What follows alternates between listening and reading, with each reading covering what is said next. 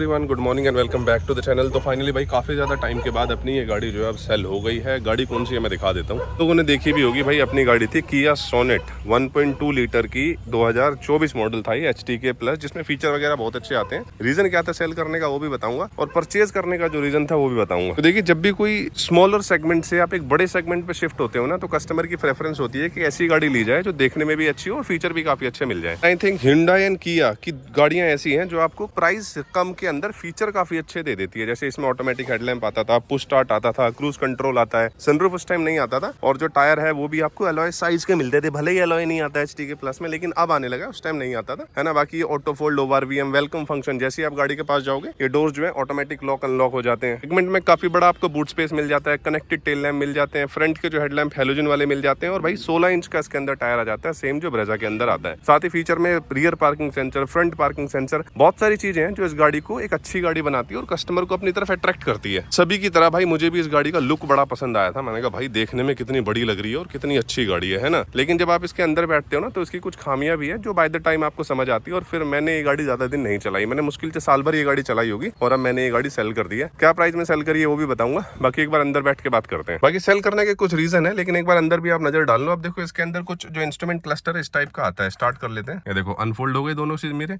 तो ये बड़ा जबरदस्त लगता है कि अनफोल्ड हो जाता है। फीचर की वाइब आपको अच्छी दे देती है कि भैया गाड़ी देखने में काफी अच्छी है। अब देखो इसको ऑन करो तो कुछ इस तरीके से यहाँ पे आपको चीजें देखने को मिलती हैं। तो मतलब फ्रंट का इतना हिस्सा तो आपको कंप्लीट डिजिटल मिल जाता है, बाकी ये चीज आपको मैनुअली देखने को मिलती है। 6 एयरबैग इस गाड़ी में अब से नहीं, काफी टाइम से आ रहे हैं, स्टैंडर्ड है, और जो काफी अच्छी बात है कि सेफ्टी में 6 एयरबैग मिलता है। लेकिन ओवरऑल जो इस गाड़ी की सेफ्टी रेटिंग है ना, वो अभी तक टेस्ट नहीं हुई, और किसी को नहीं पता कि क्या ये स्कोर करेगी अगर भारत या फिर ग्लोबल एनकैप के अंदर जाएगी। बाकी ऑटोमेटिक AC आ जाता है, और भाई ये चीज बड़ी जबरदस्त काम करती है। मतलब इसका सिस्टम जो है ना बहुत स्मूथ काम करता है, और इसका जो आउटपुट है, वॉल्यूम आउटपुट बिना बॉस के स्पीकर के, वो भी काफी अच्छा है। बाकी स्टीयरिंग जो है ऊपर नीचे हो जाता है, और स्टीयरिंग जो है इसका बहुत ज्यादा लाइट है। बाकी कुछ इस टाइप से फ्रंट में देखने में लगती है, तो लुक जो है वो काफी अच्छी लगती है। स्पेशली अगर आपकी वाइफ गाड़ी देखने जा रही हो और आप वाइफ के साथ जा रहे हो, तो वो इस गाड़ी को नहीं छोड़ेगी भाई। हमारे साथ भी यही हुआ था, गाड़ी काफी अच्छी थी, मुझे भी ठीक लगी। मैंने कहा चलो नई गाड़ी एक बार ट्राई मार लेते हैं। बाकी जब मैंने इस गाड़ी को चलाया, कुछ चीजें मैं आपको बताता हूँ। देखो सबसे पहले आप इसमें 6 फुट के हिसाब से हेडरूम देखो। अब इस सीट पूरी नीचे करके चलानी पड़ती है, तो मुझे इसका हेडरूम इनफ नहीं लगता। बाकी कई बार जब मैं यहाँ से साइड की तरफ झांकता हूँ ना, तो यहाँ पे भी टच होता है, अगर सीट मैं अपने हिसाब से एडजस्ट कर लेता हूँ। अभी सीट मुझे पूरी नीचे करके चलानी पड़ती है, तो मेरे हिसाब से जो इसकी हाइट है ना यहाँ पे, वो थोड़ी और बेटर हो सकती थी। और देखो तो सनरूफ वाला वेरिएंट नहीं है, सनरूफ वाले वेरिएंट में और थोड़ा सा इशू आता है। तो पहला जो इशू लगा वो मुझे ये लगता है कि हाइट 6 फुट वाले बंदे का, अगर आप उस पोजीशन पे बैठना चाहते हो, थोड़ा ऊंचा होगे, तो नहीं बैठ पाओगे, क्योंकि हेड अड़ेगा। बाकी जिस पोजीशन पे मैं अभी बैठा हूँ ये भी ठीक ठाक है, बट इसमें क्या होता है, इसमें जो बैक है ना वो आपकी ज्यादा लीन रहती है पीछे की तरफ, और उसकी वजह से लंबे रूट पे जब आप चलते हो 100-200 किलोमीटर, तो बैक पेन होने लगता है। बाकी जो शॉर्ट डिस्टेंस अगर ट्रेवल करना है 50, 60, 70, 80 किलोमीटर तक, तो ये गाड़ी अच्छी है, कोई ऐसा परेशान नहीं करती। दूसरी जो चीज मुझे इसके अंदर नेगेटिव लगी भाई, वो है इस गाड़ी का इंजन। अब इसके अंदर आपको 3 इंजन ऑप्शन मिलते हैं, 1 लीटर टर्बो, 1.2 लीटर NA, और एक डीजल इंजन आता है। ये वाली 1.2 लीटर NA के साथ आती है, तो ये काफी ज्यादा अंडर पावर मुझे फील होती है कई बार। मतलब गाड़ी के अंदर जब 5 बंदे बैठ जाते हैं तो गाड़ी बिल्कुल दम तोड़ देती है। मतलब गाड़ी 100 भी चली जाएगी, 120 भी चली जाएगी, बट बहुत ज्यादा टाइम लेती है। तो जिसको लैग जैसे बोलते हैं ना, टर्बो तो नहीं है, नॉन टर्बो में भी लैग बहुत ज्यादा है 1.2 लीटर के इंजन के साथ। तो स्पेसिफिकली कोई 1.2 लीटर अगर इंजन ले रहा है, तो ये ध्यान में रखना कि गाड़ी आपको वो पंच, वो पावर नहीं देगी जो आपको बलिनो दे देगी, जो आपको फ्रॉन्क्स दे देगी, डिजायर दे देगी, वैसा पंच इसके अंदर नहीं आएगा। तीसरी चीज जो मुझे सबसे बुरी लगी इसकी, वो है इस गाड़ी के सस्पेंशन। भाई ब्रेजा से मैं इसको कंपेयर कर रहा था, क्योंकि इससे पहले तो मैं ब्रेजा ही चला रहा था। इवन बलिनो से भी कंपेयर कर लो या फ्रॉन्क से कंपेयर कर लो, आपको इसके सस्पेंशन बहुत स्टिफ लगते हैं सिटी राइडिंग के हिसाब से। सिटी में जब आप इस गाड़ी को चलाते हो, तो जो पॉट होल आते हैं, छोटे मोटे जो हाईवे के ऊपर स्ट्रिप बनी होती है, उसके ऊपर भी अगर निकलेगी ना, तो वो चीज फील होती है, वो कैबिन में अंदर आवाज आती है। इंजन की भी आवाज आती है, जब 2000 RPM के ऊपर इंजन चला जाता है, तो लगता है कि हाँ इंजन ज्यादा रैव कर रहा है, उसको स्ट्रगल करना पड़ रहा है। तो कुछ इस तरीके से इसमें इंजन की नॉइज आती है। और हाँ, अगर पीछे 5 बंदे बैठ जाते हैं, मतलब पीछे 3 आगे 2 बैठ जाते हैं, तो सस्पेंशन पूरा इसका दब जाता है।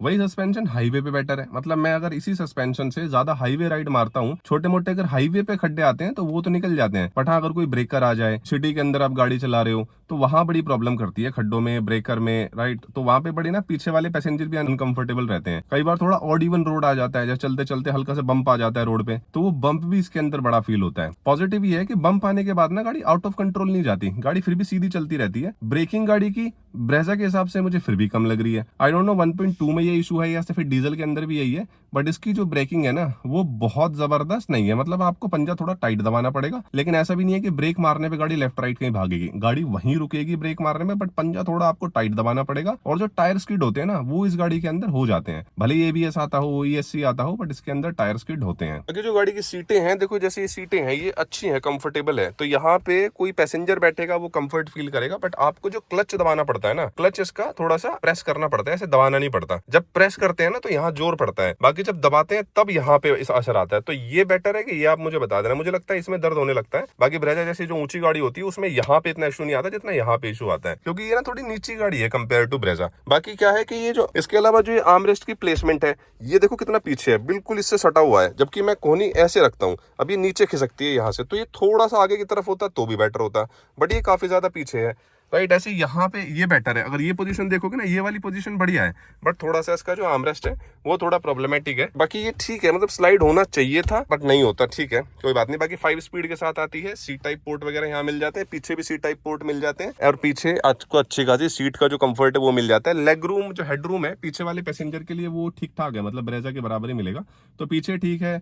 फ्रंट में मैंने आपको इशू बता दिया, तो मोटे मोटे ये कुछ मुझे इशू लगे थे इस गाड़ी के साथ, और इसीलिए मुझे ये गाड़ी जो है सेल आउट करनी पड़ रही है। बाकी मैंने बेच दी है, वो भाई आ रहा है अभी जो गाड़ी लेने आएगा। बाकी दूसरी कौन सी गाड़ी लेंगे ना वो मैं आपको बता दूंगा। अब इसका कंक्लूजन क्या निकलता है, देखिए कंक्लूजन ये निकलता है कि अगर आप 2 बंदे हो जो घर में गाड़ी चलाते हो, मैक्सिमम 3, राइट, हाईवे पे ज्यादा राइडिंग होती है, ऑफिस आते जाते हो जहाँ ट्रैफिक बहुत ज्यादा नहीं लगता, पॉट होल्स वगैरह है वो बहुत ज्यादा नहीं आते, और एक ऐसी गाड़ी चाहिए जो आपको माइलेज अच्छी देते, जैसे कि ये आपको 15 की माइलेज दिखा रही है फिलहाल, और ये मैक्सिमम अभी दिल्ली गुड़गांव से मैं आया हूँ, तो माइलेज जो ठीक ठाक दे देना आपको, तो 1.2 लीटर का इसका इंजन ले लो, ये गाड़ी ले लो, आपको आपका ना मतलब काम चलाओ काम कर देगी, राइट। लेकिन हाँ, अगर ऐसी गाड़ी चाहिए कि 5 बंदे आपके पूरे चलते हैं, लॉन्ग ट्रिप आप मारते रहते हो, सिटी के अंदर भी काफी ज्यादा चलते हो, तब फिर ये गाड़ी मेरे हिसाब से आप अवॉइड कर सकते हो। आप इसके कंपैरिजन में सेम प्राइस में आपको ब्रेजा मिल जाएगी, VXI, फ्रॉन्क्स मिल जाएगी, बलिनो मिल जाएगी, वो गाड़ियां फिर भी थोड़ी बेटर है। इनफैक्ट टाटा नेक्सॉन आप ले लो, बहुत जबरदस्त गाड़ी है, 1.2 लीटर का इंजन आता है,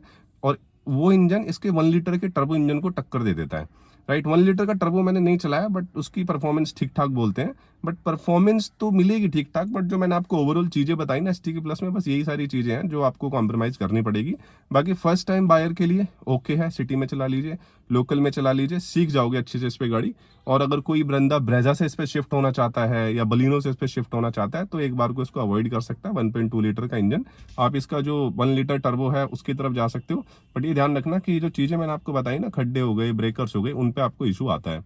बाकी यही था, इसी वजह से मैं इस गाड़ी को बेच रहा हूँ, फाइनली बिक गई है। मैं तो ग्रैंड विटारा लूंगा या फिर मैं ब्रेजा लूंगा, और जैसा भी रहेगा वो इस चैनल पे आपको वीडियो मिल जाएगी। बाकी कैसा लगा यार वीडियो कमेंट करके बताना। मिलते हैं अगली वीडियो में, तब तक के लिए बाय बाय।